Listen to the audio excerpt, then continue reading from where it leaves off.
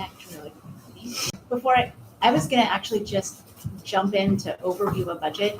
Is there anything, housekeeping, anything any of us want to talk about? No, I think the agenda is important to get through today, so if we have to move on and pause things, I think it will be good for us to accomplish the three sections here. Great, okay.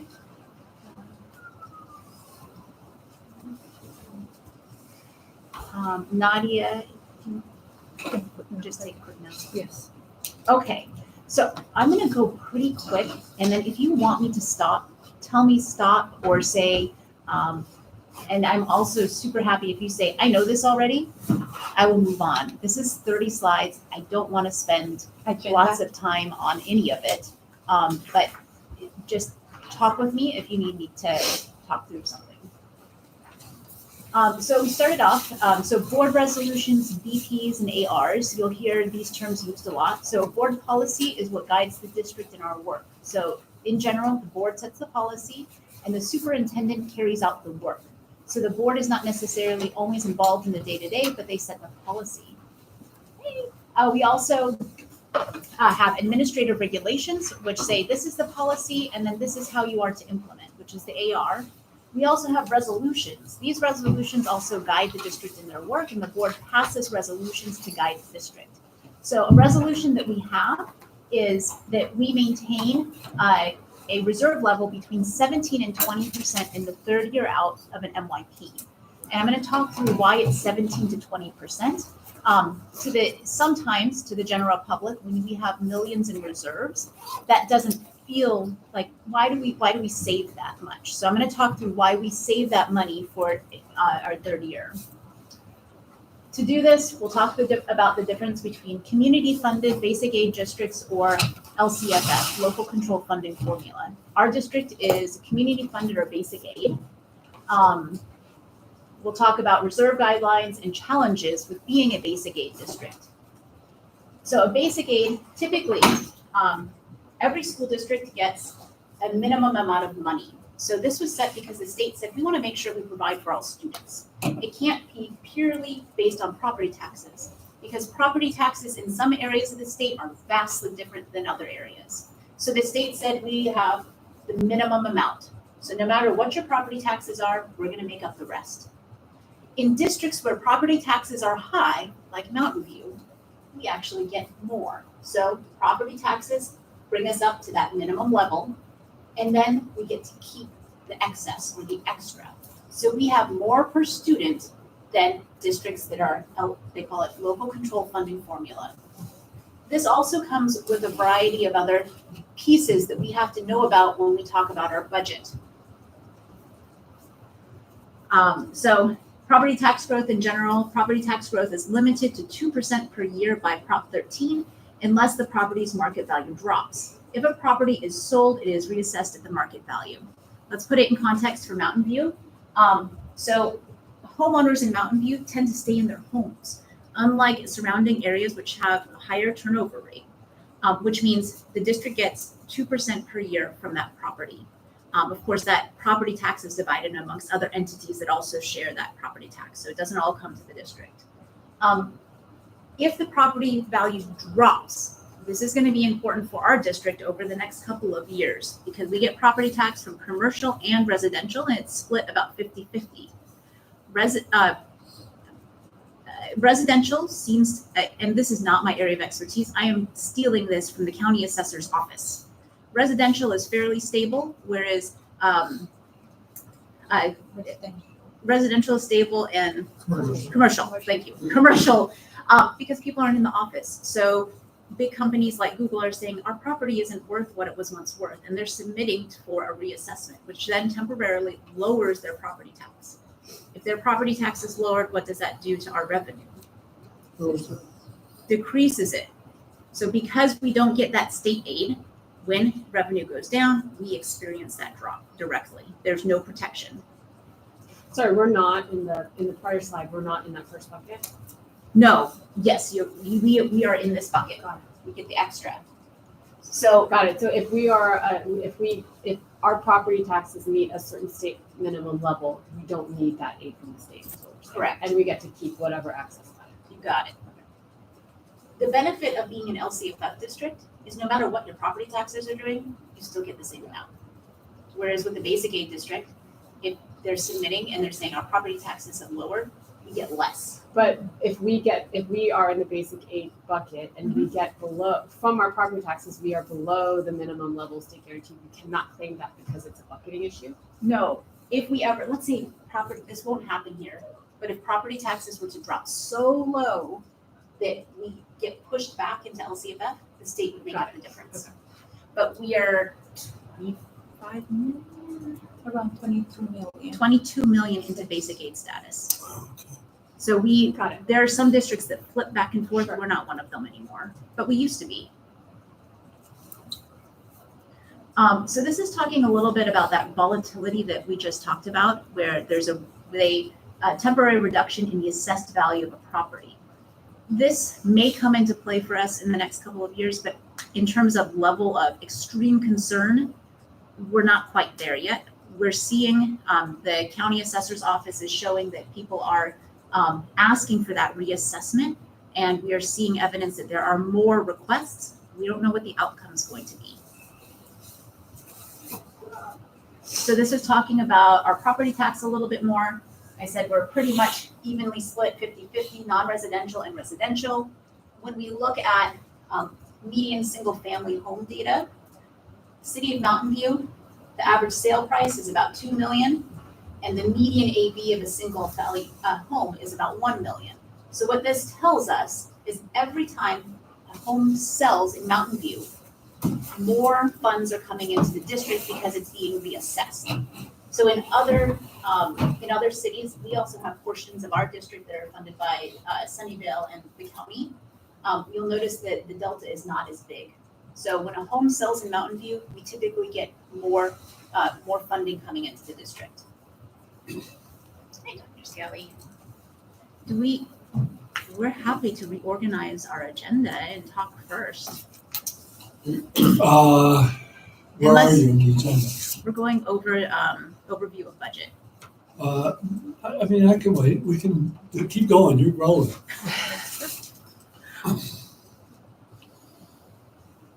This is also looking at our top property taxpayers on the commercial side. So what does this mean? It means we're susceptible to swings from Prop 8 due to the large portion of our income which comes from commercial properties, which could and actually has seen a slight decrease. So why do basic aid districts carry reserves and larger reserves than LCFF districts? So the state mandates that all districts carry 3% reserve, but for basic aid districts, the minimum is 3% based on the total general fund expenditures for most districts.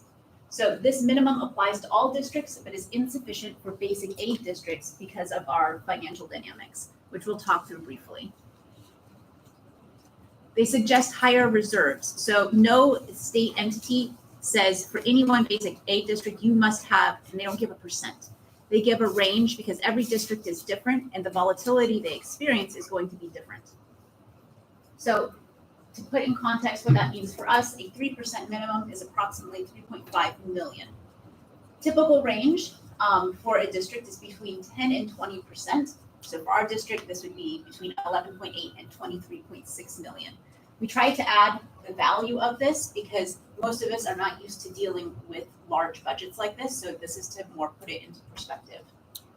And what is the reserve calculated based on any given year's budget, like total income? It's given, so it's based on that year of expenditures.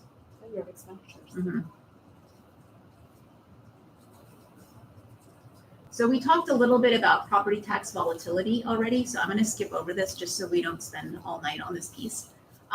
Enrollment trends. So with an LCFF district, you get another student, you get more funding. With basic aid districts, you get another student, there's no additional funding because it's based on the property taxes. On the flip side, you lose students, your revenue stays the same. Long-term liabilities, so planning for pensions, health benefits, and other long-term costs require those reserves. Unfunded mandates such as TK are also liabilities. So in our budget, we're not receiving additional funding for implementing TK, but it is essentially adding a whole new grade level to the district. Also looking at what is the average reserve right now across California. So for community funded districts, it's at 31.59%. So this is where we sit. To give you an idea of what we see statewide. And then to talk about our current monthly expenses. So our payroll is approximately $8.2 million. Other expenses are about 2.09 million. 6 months of expenses are 61.74 million. We're going to get here in just a minute, but when we talk about our monthly costs, when we think about property taxes, when are they due every month? Do we pay them in installments? Twice. Twice a year. So twice a year, the district gets influxes of cash. In between those influxes of cash, what do we do to make these big payments? You borrow from 40, 25, and 20. Right ahead. You can borrow from yourself, and you can use your reserves to help pay for that cash, because we have to make payroll each month. So the finance, there has been discussion most recently at the board meetings about interfund transfers and temporary borrowing. We do this temporary borrowing regularly because we have to make our $8 million payroll monthly. So that's part of it. And what are funds 40, 20, and 25? Ooh, really good question. Fund 40 is for buildings. So we have different funds that are set up that are for specific purposes. Fund 40 is for building. So we can borrow from any of these funds for a temporary period until our property taxes come in, and then we put it back. And the payroll, is the payroll done evenly throughout the year or only through the school year? Is it uneven throughout the fiscal year? Great question. Depends on the employee. So Madi and I, we work 12 months out of the year. Vern is a 10-month employee. 12, you're right, sorry, principal. Teachers are 10-month employees, so they get paid 10 months out of the year. So it depends on the employee. And Okay, so this is an average throughout the year. Yeah, it's Yes. about an average. In our funds 40, 20, and 25, when you say temporarily, does that mean within the 12 months or like what period? yeah, let's get super technical. It's Should I let you If do it? it's a short-term loan, so we have to pay it back within the same fiscal year, unless we borrow it on June 30th, we have 180 days to pay it in the next year. So short-term typically means 1 year. Okay. And do we pay interest on that? No, because it's to ourselves. Oh, we're borrowing from our own cash. Internal Yes, funds, from our yeah. own Got cash. it. Good question. Typically, the borrowing is to help with cash flow, like food services. Got it. Okay. They So don't have a lot of cash, but we need to pay their Got payroll, it. so we, lend them 300,000. Next month they get their money from the state, then we pay back. and so these funds are kind of restricted or set aside for a specific purpose, but we Yes. can borrow from them to pay other short-term. Yes, Got it. exactly. So you don't borrow it from the reserves. You borrow it from these funds. No, we currently have sufficient money in their general fund, but I think Rebecca is referring about if we needed to borrow, we can borrow. Like for food services, they typically tend to borrow at the beginning of the school year, but But who's the Borrow back. lender? Who's the lender? We The district. What? general fund typically General fund, borrow. okay. Not Let's reserves, borrow general. food services. Their general fund is the district. It's Yeah. district. I'll get to the next couple of slides where we Just really talk. clearly though, it's borrowing against maybe a couple months later. So it's talking about Yeah, the it's like two- having your bank account, Yeah. and then you have your bank account where you split it up, and you're saying, this is my vacation fund, but I need Yes. it right now for Yeah. rent, so I'm gonna borrow and then So I'm it's gonna pay not it the back. reserves. That's what we're doing, Yeah. it's like, we're playing with our and own it's money. pulling sometimes Yeah. from our reserves. Yeah. You are, Yes, okay. The reserves For are not cash. like you cannot touch it. So it's So- You flexible. can choose to Just do one other thing. funds. Yes. and this will- yes. Yeah. I think that's a great example, Yeah. Vern. It's like your bank accounts. You have different checking and different savings accounts, same principle here. And then Doug is also a CPA that also audits school districts. So feel free to jump in too. Yeah, it's a fund accounting, and every fund has a different balance, and so sometimes you have to borrow from one fund. Cities do the same thing. It's like under a year, like no big deal. They have the same problem with property tax. Big influxes, 2 or 3 times a year. So we talked about revenue timing, when our property taxes come in December and April, and our expenditure needs. Every month, expenditures keep coming. Please don't read all of this. Temporary borrowing or trans. So what happens if you're a district and you do not have enough cash? So cash is king because that's how you make your payroll. And this is how you pay for things. Not all districts are fortunate like we are to where we have those cash reserves or that cash available. If you have no cash available, you have to do something called a trans, and this is where you borrow if you pay to borrow. So I'm waiting for my income to come in April. I'm going to take out a trans and I'm going to borrow, and I'm going to have to pay for that borrowing. This is not a good position to be in because it's just a waste. I feel it's a waste of money because we're paying to borrow the money. Are you borrowing from the state? No. We're not in this situation. I Oh, think I know. Rebecca Yes. just explained. But in in general- theory, who's the lender for trans? The county The county. typically is the County? county through the controllers. Mhm. So talking a little bit about the MYP or the multi-year projection. So it's a financial forecast that spans 3 years, and the purpose of the MYP is to provide a picture of revenue, expenditures, reserve levels, allowing for better long-term financial decision-making. We are always very conservative when we do our MYP because the last thing we want to do is get into year 2 and think, oh my goodness, 2 years out, now we're going to make significant cuts or we need to do X in order to make sure that we're financially stable. So what you'll see when we talk about our MYP is you'll see that it's very conservative. It is much easier to add than it is to try to take things away. What we look at is we look at revenues from local, state, federal sources, including property taxes, grants, and other income streams. The bulk of our money comes from our property taxes. We do get some categorical funding, but the bulk of it is property taxes. Expenditures such as salaries, benefits, operational expenses. We look at our reserve levels and then our assumptions. So the assumptions are really important when you're creating a budget. So how much, biggest one is what is our assessed valuation growth going to be? There's lots of factors that influence how districts book expenses that are not similar to household or private corporations' budgets. I'm going to talk about a few of these in a few minutes, but if you were to look at the MYP from budget adoption to first interim, second interim, and unaudited actuals, and you don't know like what you're looking for or what you're looking at, you will see $3 million swings. And as Nadia and I were speaking, we're like, okay, how do we make this so if somebody's looking at those reports, they don't think we're crazy? Because there are things that we have to book into the budget that are required by the state. But we'll talk about those things. And who puts the MYP together? The district does. We collectively. I do that Rebecca and we run the assumptions together. And is it rolling? Every year you have a 3-year projection? Yes. And then every first interim, second interim, it's updated. It's important to note that there can be significant increases and decreases between budget adoption and first interim due to changing needs. So the budget, I think when I think about my household budget and think this is how much I want to spend on groceries, if I double my grocery bill, I'm having a conversation with myself of how much steak did you buy and why is that necessary?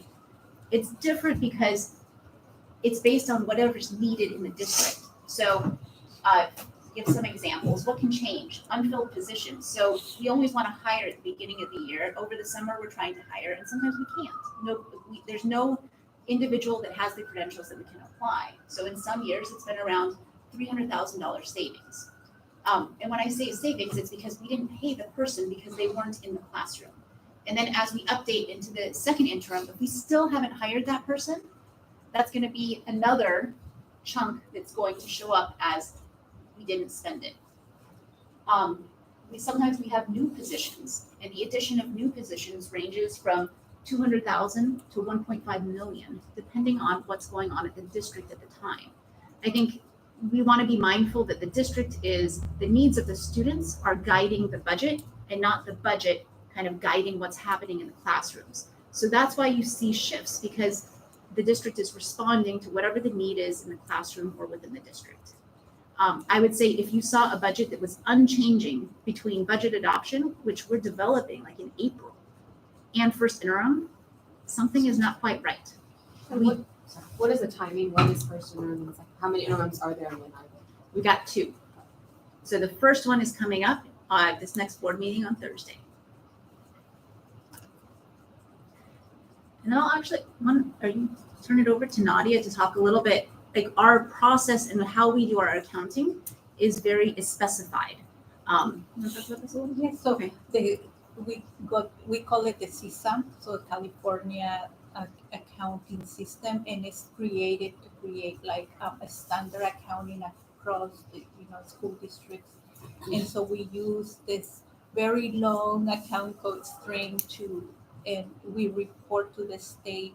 So we are comparing apples with apples when we're coding salaries or benefits or object codes that are like for supplies. But we also have function. Is this directly related to special education, or is it related to student support, or is actually an administrative cost? So all those codes play a function, play a role to try to create a similar situation across the districts. But the account code is very, very long. It's very big. I didn't come up with it, but it's to create like a standardization of account codes and how we code all of our expenditures. We'll show you what that looks like, but even though we have this 35-digit string account code, there can still be variation in how districts apply and use that code. This is an example. So all of our school secretaries, we give them a cheat sheet. Think of it as like a puzzle you can put together. Any of these numbers they tell a story. So Nadia is extremely well versed in the SACS coding, but she could look at one of these lines and say, oh, that's from Landell's. That must have been for a teacher in a classroom. So each account code will tell a story of what's happening. For our sites, we give them a cheat sheet of like, oh, this is what it could be for. Yes, and maybe a quick, this is the fund, this is the resource, this is the year, this is the object code, like a forest for supplies. We can also use like a summer school. This is something we can customize. This is the goal, the function. So goal, we could specify, this is a special education, this is administrative cost. Cost center, we don't use it, but that's a local code we can assign. This is a local code we can assign, like a school number 10, a school number 2. This is a local program assigned. And we can say, this program is for business department or MOT or a special education. So this ones we can locally define. We wanted to talk about this a little bit to help guide in information requests. So if a request comes and they say, we really want to know how much paper was purchased in the district. Nadia and I might keel over, because the only way for us to find that is to look through every single purchase order. Okay, this paper purchased, and that's thousands of POs, thousands of requisitions to buy stuff. But if you say, Rebecca and Nadia, we want to know how much was spent on supplies for classrooms, we'll say, we've got you, because then we can use this account code structure to find that expense. So that to kind of orient how we would get information for you. And that structure, how we use it, it's semi-customizable based Yes. on state requirements versus what we want to. We have some decision-making power over how we want to categorize our expenses. Exactly. Yeah. So it's used for different purposes, so we can compare with other districts, so we can, at the state level, they look to see how, if they need to provide funding for different things, how the funding is used, that type of thing. In other words, I took various presentations and put them together for us today. this is what we presented to school site staff and secretaries. So when we code things, so we have ways that we check that our coding is, we attempt to make it as accurate as possible. So it starts at the school site, it hits business office for purchasing, we do another once over, and we changed some of the SACS coding to better match, so it's easier for us to pull later. This is an example. Nadia actually talked through all of this, so I'm going to skip over this. I wanted to talk about what the PO process is, or a requisition. Give me a wave if like, yes, this is helpful, or no, I don't want to hear this.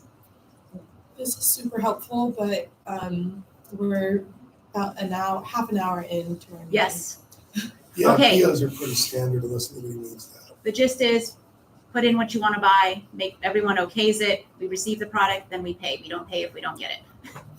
I guess my only question would be the recent scrutiny over this process. Maybe you can go over what the enhancements or changes were. Yeah, so I think we can definitely talk about this. It So, doesn't have to be now, but. Yeah. Let's mark that for a definite follow-up discussion. okay, things to note. So really quickly, why is a district budget very, very different than maybe what you might see in private industry? We wanted to highlight a couple of things. STRS and PERS contributions, these are huge for districts. The amount of money we put into the retirement system. There's a large amount that the district contributes directly to STRS and PERS that the employee never sees. STRS on behalf payment, this changes every year. This year was at about 3.6 million. So it's not money that we're getting, it's money that we have to book and then goes right back out. So you'll see a swing in our budget, but it's something that it's required that we have to do.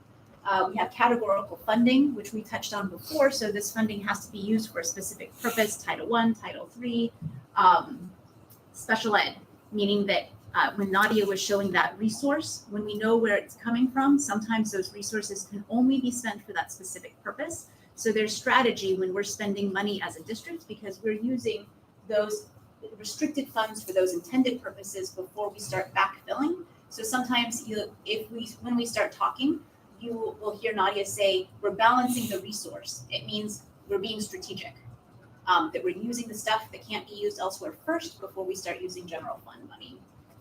We also get, we have bonds and developer fees. So why don't we stop here?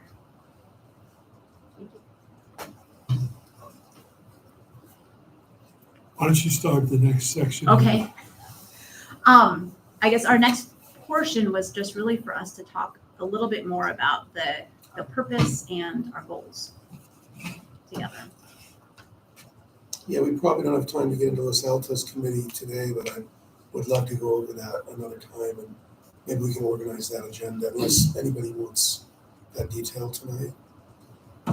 We talked about it last time, which was that one of the things the Los Altos Budget Advisory Committee does is the individual committee members goes out and speaks to the public in whatever, the school sites at whatever forum makes sense in order to help inform and bring in inputs from the community.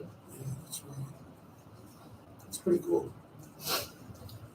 So one of the things that I had done a couple days ago was I just opened a spreadsheet so that we could start to write down what we think. So the homework that we assigned ourselves was to think about who's our audience and what is the purpose of our group.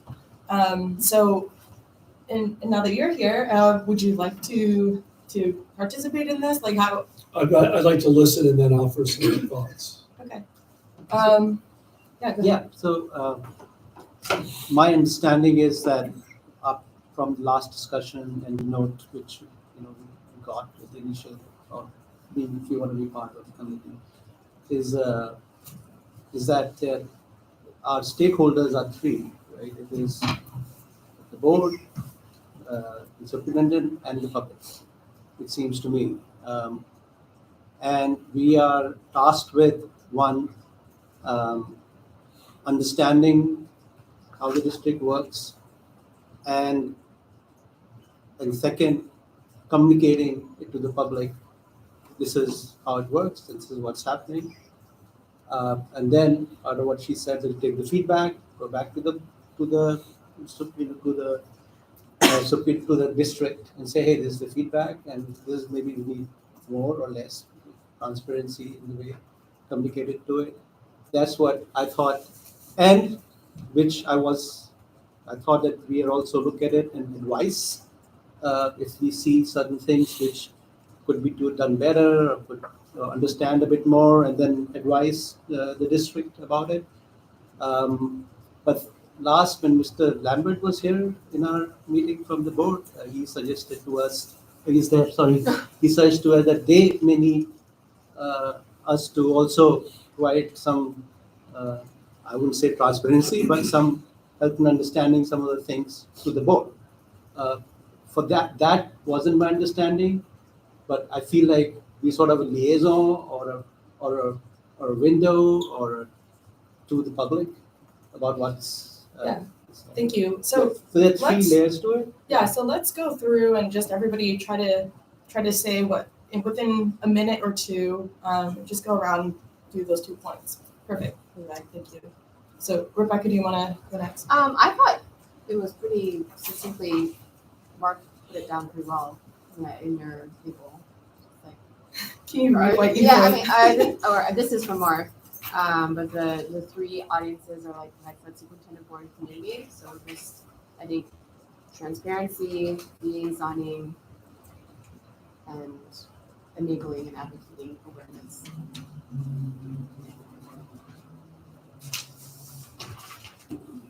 I think what we, at least what I believe, is the best path to be a part of the solution is to follow the script that's been set up for the committee to kind of write the play.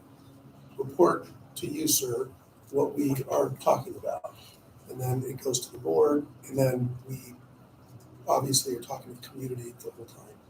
I don't know if people disagree with that. If so, maybe we come up with a different path, but I feel like it's pretty direct. So I just I also want to say that, so from my perspective, I think our number one audience is the board, because, so I agree, we are serving multiple audiences, but I think it's hard to serve all things to all people at the same time. So if I were to prioritize, rather than the superintendent, I would say our first audience would be the board, because we are basically an extension of the public, but we have some sort of finance background. So we should be able to advise on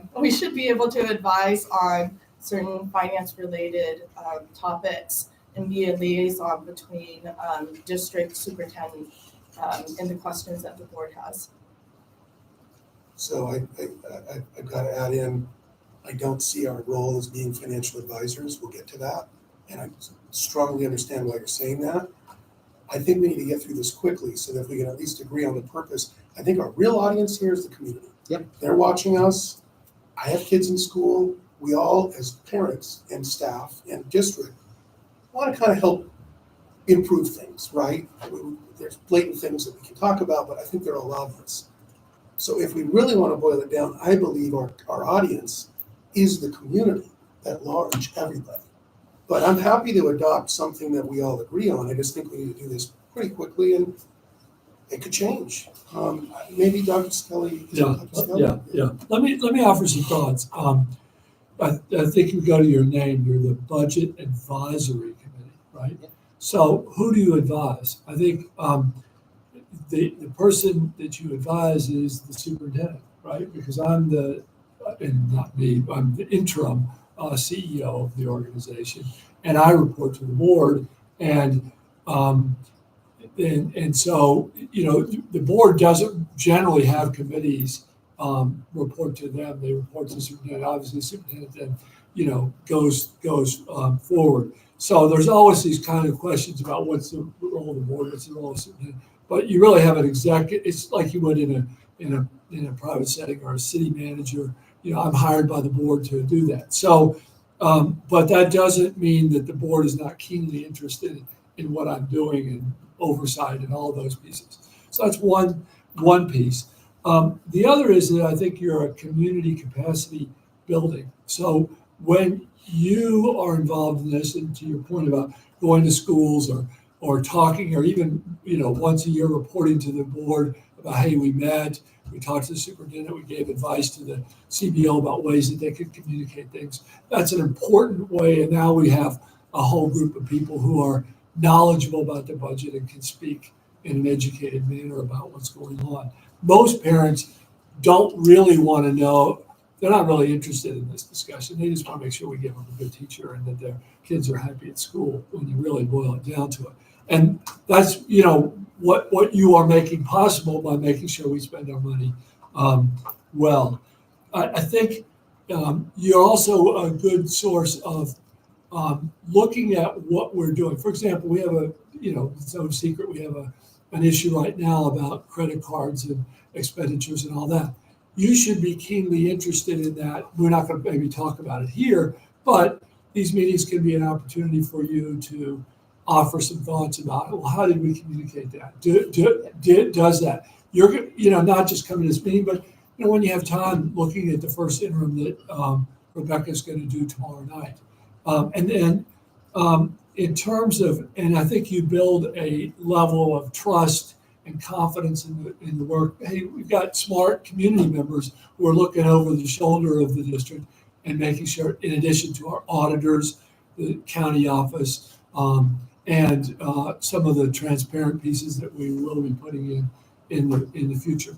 In terms of when you meet, I think there you Rebecca and Nadia cannot continue a weekly, bi-weekly meeting of this. They've got too much other stuff to do. And frankly, you've got things to do too. We don't want to make this committee. So when I've seen this work well, there's a chance for Rebecca and Nadia to come to this group, ideally a little bit before they do the first interim, the second interim, the budget, and then at the start of the year, and say, hey, here's a drafty draft of the first interim. This is the way we're going to communicate it. These are some of the pieces that we're going to be in there. What do you guys think? What are we missing? What are we not? And that process will inform how you go forward. That's the way I've seen these committees work well. And then we have an early signal from the community that, hey, this issue is really confusing. I've been on this committee 3 years and now I don't understand this, or I don't really understand how you explain that, or this chart you can help advise that. And I meet with Nadia and Rebecca and serve that role as well. But I've been at this a while, so I may sort of have some expectations. So that's the way I've seen it work well. And then you can do as much as you like about sort of, I don't know where other places you're involved or where your touch points are at schools or in other places that you can say, hey, I was at the meeting and I learned this, or, I was impressed with what they did, and so forth. I'll just say a couple things about where we are in terms of the district right now. And I don't know if you know this, but I was here 10 years ago as interim superintendent during my first tour of duty. And on a macro setting, this district is so much better off financially than then, and so much, and almost equally important, is much more competitive in terms of other places to work in the area. It used to be that Mountain View was one of the lowest. When you were on the board when I was here, we were struggling to get teachers to be competitive. Teachers here would leave often to go to other places because they could earn more money. The offer that we could make wasn't as good as other places. Now the situation is that we're much more competitive. We have many more resources. And so we're in a better chance to win the best teacher and the best employee who can be a game-breaking person in your child's life, because we're competing with other districts around in terms of having the best offer and then not losing talent to other places. So I think that's a huge factor there that we need to do. And then I think we have some oversight issues at the superintendent level that need to change. And frankly, we're not the only district going through this. There's Las Alamitas up in San Mateo County and other places. And this is a larger issue than just, we need to put some things in place that have been missing. But it's also an issue that I think the state needs to look at in terms of, okay, how do you build structures that do that? And our preliminary thought, or what I would recommend to the board, is that we have much more transparency around the expenditures of the one person who doesn't have sort of the business office overlooking, you got a superintendent who's the boss of the CEO. That feels to me like a challenge. I don't know how they handle the private sector, but that is it's just not a good setup for an organization. And so how do you build some guardrails and accountability and expectations around that? So I'll shut up now. Can I summarize what I think I heard? Yeah. So I think what you're suggesting is that the advisory board is advising the superintendent through a process. So we know we have interim board reports, and so we would be like the first look so that we can provide input and advice during that period about what would be beneficial for the public to hear. So like you're presenting it this way, I think it would actually be better if you included this sort of thing. And then also like maybe a little bit later on some sort of like guardrails for transparency piece as well. Is that what I'm hearing? Well, I think that's our work now. I think I don't think you can sort of weigh in on that, but I just wanted to make a comment on that at this point. I think you're sort of new to the committee, and you need to get brought up to the general issue, and then I think the board and we're going to have FICMAT in here look at. They're going to give us advice on how do we get around that. But and I forgot the other part. I think that is important is that okay, you did it, we presented. How did you feel about it? At the next meeting before we do secondary, okay, any feedback on how this felt when you actually presented? And then we'll talk about secondary and then budget and so forth. So you need, I think, 4 meetings during the year to do this work. How does this committee work relative to Nadia and Rebecca? I don't think the superintendent should be at this meeting, frankly, because as a superintendent, you can sort of take over meetings and everybody starts looking at the superintendent instead of paying attention to the CBO and the director of finance. So I think, you should have a chairperson who sort of would then, they'll report back to me, but once a year you come to a board meeting and say, hey, we had 4 meetings this year. Here's just the things we did. We feel good about what's going on, or we made these suggestions, and the board interrupted. You look at the, any audit that happens, and is the district being responsive to those kinds of things in addition to what the board will do. So, as far as the public goes, the community goes, do you expect us to have like the Los Altos district do presentations or get feedback from them about what they would like to see in terms of transparency, or less of the interim thing is presented? Do we want to get? Is that? I don't want to make this thing too onerous, and I haven't seen a lot of districts do what Los Altos is doing, frankly, and expecting folks to be going to PTO meetings. And I just don't know. I don't know that a PTA meeting or a school site council meeting, they want to go into this kind of depth, right?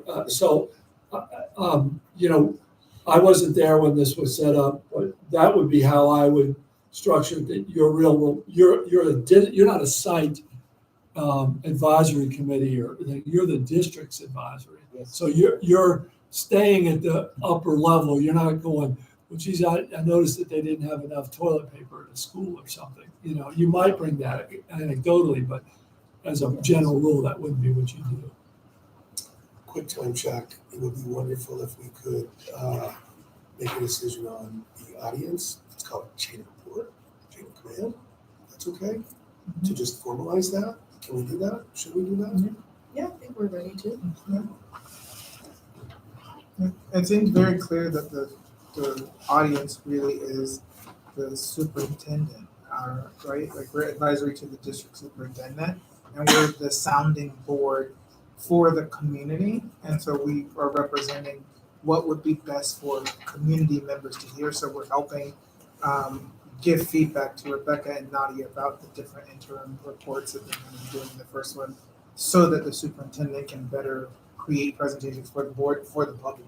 That's what I heard. But And with that, it sounds like there isn't a sense of confidentiality between the audience, so that direct line to you is a dotted line at the same time to board and community, Yeah, yeah. correct? Right. I mean, for example, the notes that this meeting would go to the board in my weekly communication, or, probably under Rebecca, who writes part of the report to the.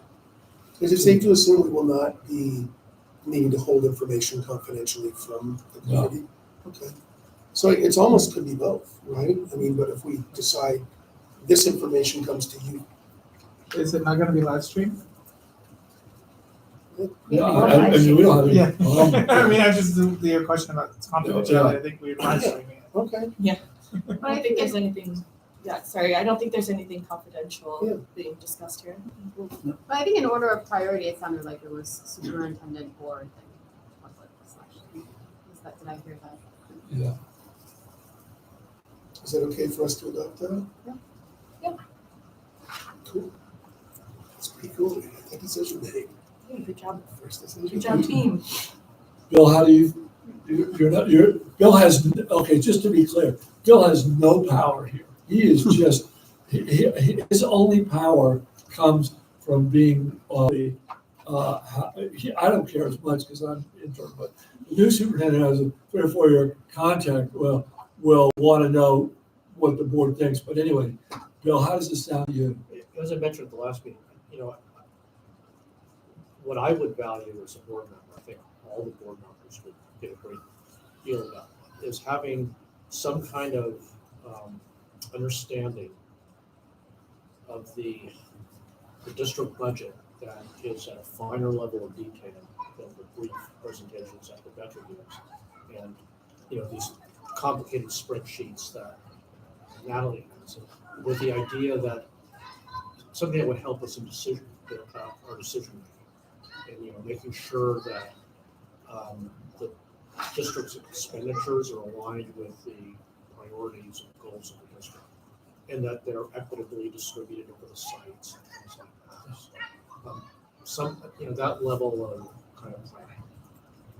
Yeah, and you'll get into the LCAP and discussions about that, which are another part of the district that goes to those pieces. But once again, that's another high-level kind of document that you'll hear about. So. And I think we can handle some of those types of requests as ad hoc analysis. Like the way you would do it is you would ask the question like, help me understand this particular thing. Help me understand how, provide a recommendation. How equitable are we in distributing XYZ program across the different sites? And then we would go and work with Nadia and Rebecca to understand the situation and then report back, I guess. Yeah, a little bit of what I'm thinking about. There's a recent example. We talked about health and wellness for the staff and teachers. Okay, and we have no idea if the expenditures are appropriate compared to other districts. Overall, you get all the.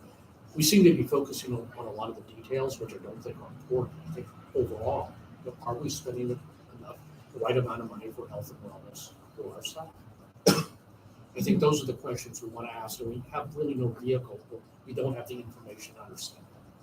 So we fool around with individual contracts. So I think as you guys get more skilled and more up to speed, and I can already sense you're a smart bunch, this would be the kind of thing that you could say, the board would come to you and say, hey, can you talk about it at this level, and then, give us some thoughts, or, I think And you could ask these, Yeah. then to basically give the information. Because you're gonna find, if you watch tomorrow night, this presentation, you'll get what we're doing pretty fast, and then these kinds of projects would emerge. But you're gonna have to get the basics here. And I think you're doing a really good job, Rebecca, laying things out for now. Okay, I'm gonna leave, if that's okay. Thank you. Thanks for coming. And really, thank you for serving on this. You know, it's you know, we need to make sure that we're as permeable an organization as we can be in terms of having, you know, folks and really using the expertise that you have to make ourselves better. Okay? Thank you for stopping by. Bill, do you want to chat for just a moment, and then? Feels like we could get a second decision done, but not a third. Feels like we could select committee members before we could get the goals and purpose done. I don't know how people feel about that, but if we have a hard stop here, we got 4 minutes, or should we just take this on now? I'm wondering, I would love to get to committee officers because Yeah. Reduce the load on your head too. yeah, this actually is super easy because it wasn't, it was easy because I knew we could change it during the meeting if we needed to. Well, we could also decide if we want to meet in between a live meeting and do a kind of appreciate putting kind of your stuff together. So, Yeah. Do we um, want to select members now? Yeah, are there any folks who want to nominate themselves? Are there any volunteers or something? you know, if there's people I'd like to nominate. Do others have people they want to nominate? Should we just go around the table? I was thinking about doing chair. All right. I was gonna nominate myself for chair. I was going to nominate Norman for chair. Please don't. And there's a reasoning behind this, because there's others I want to nominate, including Patty for co-chair. I won't say anybody for scribe, although I could if you want to look at my chicken scratch when I'm not typing. I feel like you have a tempered objectivity here already that I sense that would also be helpful for the community to trust. So there's a kind of balance here with Vern. And I'm not against anybody else chairing, but that's my vote. I vote for Vern because I think there's a tempered objectivity here with some understanding that we don't have, but you seem like a very intent listener, and I like that. Thank you for that. I will say I don't think I can chair. I have a lot of things. I will co-chair and I'll support in that. I don't think that I can chair with the amount of principal stuff. I know we all have jobs, but I respectfully decline that role, but I can co-chair. Is it Rachel? Rebecca. You were Vic like the chair? Do you feel strongly either way? I would also respectfully Vic? Well, I can offer myself as co-chair, like Vern. I don't think I have. So we're to Doug and Patty. What about yourself? I would like to be playing a very important role here, but I don't feel if you and Doug are interested in this, that that's something that I would need to take on, unless somebody else feels strongly about that. But I'd love to hear your guys' statements. If those are the two nominations. Well, I wanted to take, a more active role. I mean, a lot of the stuff we've gone over stuff I've done professionally. I've been a charter school controller, audited school, so everything from like the SACS codes, like stuff I've done already. So I feel like it's just something I could hit the ground running. Gave me like an interim budget and kind of, don't need much brushing up, right, to hit the ground running. That is mainly it, yeah. For me, it's actually kind of the mirror of that. I don't know a lot of the details behind the public school finances and these processes, but I am a professional in organizational strategy, and I see this inaugural year as a chance to set up this organization, this committee, in a way that supports the objectives that we just talked about. So I see my role in organizing us, and less less useful. Or maybe I'm just trying to avoid the large spreadsheets, which I did look at, and I kind of thought like, oh, okay, there's a lot of learning here.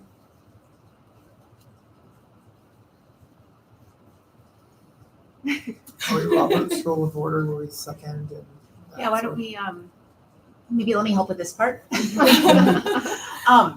It's great that everyone wants to be involved. This is I want everyone to feel like very valued. I have shades of remembering back into elementary school, standing up on a stage, giving a speech, wanting to be elected. That is not the case here. Like, we are all going to contribute no matter what. So we have 2 individuals that would like to be chair, and maybe we take a vote. I think Nadia and I will abstain.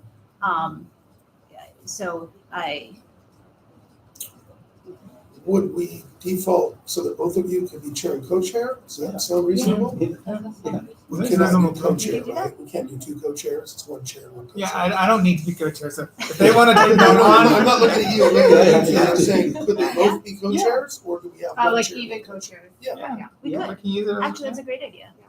That's fine. And then My, you can have an alternate if you need, but just call us before it rains. So I don't know, if that sounds good to people. Sure, we yeah, can do both as it's a good co-chairs. merging of skill sets, so. Yeah, I love the balance. Yeah, it's perfect. there we go, it's perfect. Alright. Okay, so I think 2 co-chairs instead of have a chair. Maybe my first request before we move forward is, who will you work together offline on creating agendas and things like that? So on other committees, typically, like, I will reach out and be more involved.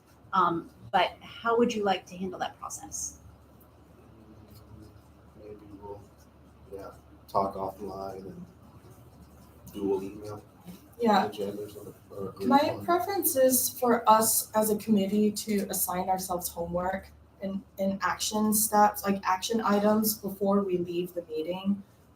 That way I have your commitment to do whatever we think we're gonna do.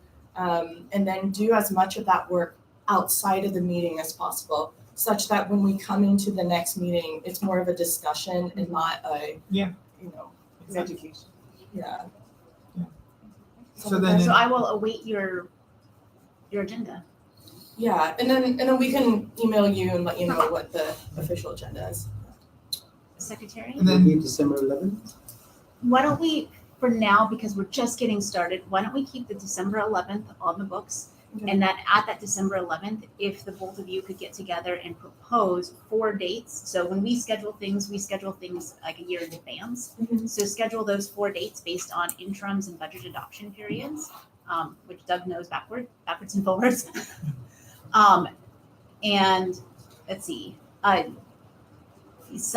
maybe a note taker. The only reason I'm asking is if we are participating, it's easier for us to participate if, no one's taking notes. or We need also a secretary. that's we're just chatting about. Or I don't know, I have a general question because we're recording. If people want to see the meetings, they can go back and watch. What are our notes? The last notes that we took. I think notes are important. Yeah. Okay. And again, I can bring a computer and type. I'm not the best at that. What I would say the notes would be good at is, hope it's okay, I came in and kind of added my notes to yours in the meeting. Yeah, perfect. That would be great, is we take the notes, share it with everybody, have people put in theirs to make it actual for what we thought. But, I like that idea.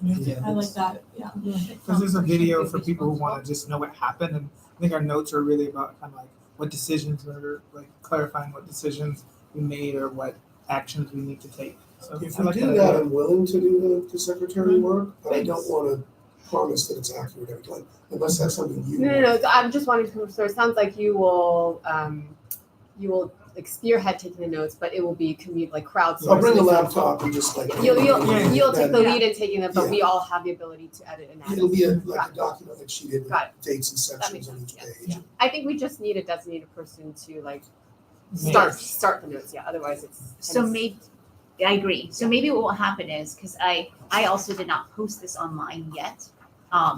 So when the agenda is ready, it will be sent over to district staff. We'll post it online so the public, if they're interested, they can see the discussions. Notes, why don't I send this out as a Google document and people can add in their thoughts?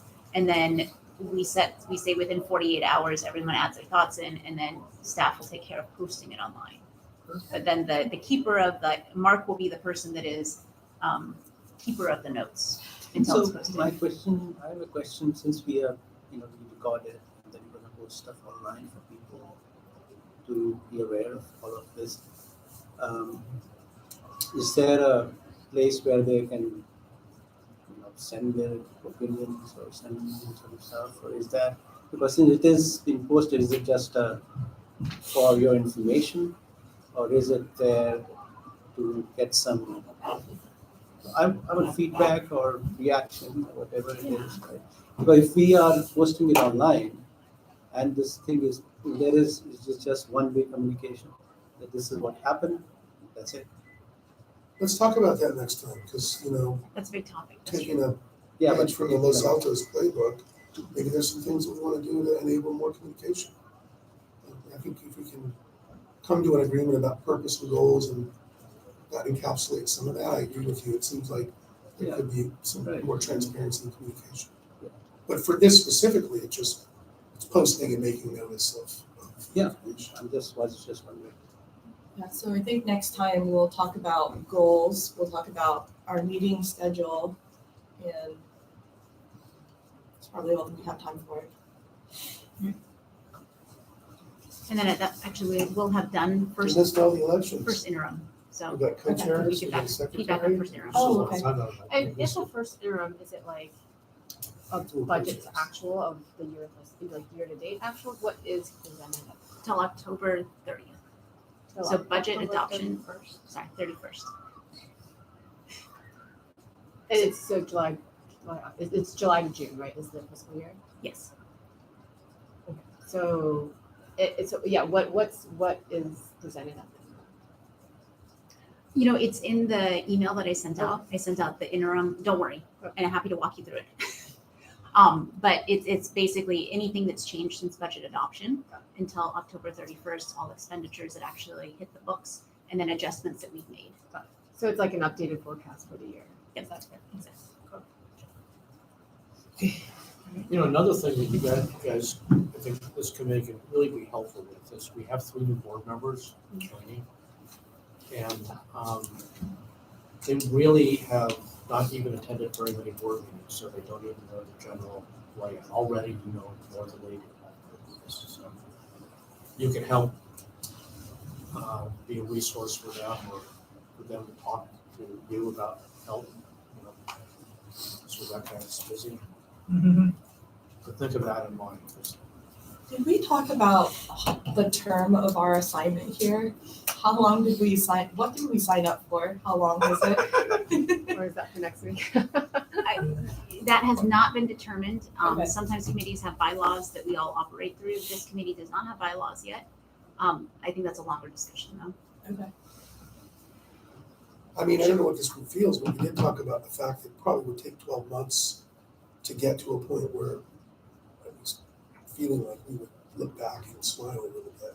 We were useful, yes. But it's a good, I think it would be great for you all to think about if we do charter some bylaws or some kind of policy that we just kind of framework. So it sounds like you all could have some good conversations to help us That's true. with the agenda for next meeting. Thank you guys for, Yeah. Yeah, thank you. Yeah, thank appreciate you. that. All right. I'll say adjourning at 5:20. Great, thank you. So, I got some apples if anybody wants a healthy snack. for your tree. Yeah. You have tea in this weather, I'll take. So, You've got to Illustrious quiz. Does anybody know how